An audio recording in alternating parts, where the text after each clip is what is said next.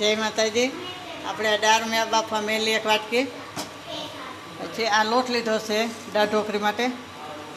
પછી આ લીમડાના પાન છે 4-5, ધાણા છે, 3-4 મરચાં છે અને 2 ટમેટા છે.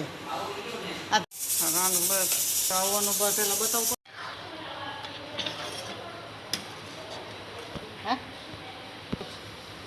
અડધી વાટકી ખાંડ નાખશો. ગોળ કંઈ ખાતો નથી અમારા ઘરમાં, એટલે ખાંડ નાખીશ. આ દાળ ઢોકળી મારા ભાઈને બહુ ભાવે છે.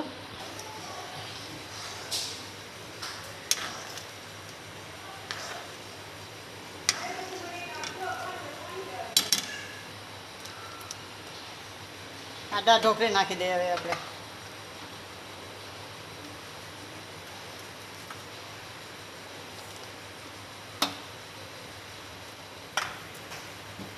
સોલ કરશું.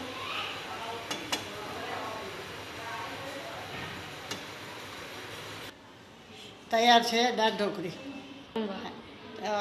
કમેન્ટ કરીને કહેજો કે દાળ ઢોકળી કેવી લાગી ને લાઈક કરજો અને 2 લાઇકન દબાવવાનું ના ભૂલતા.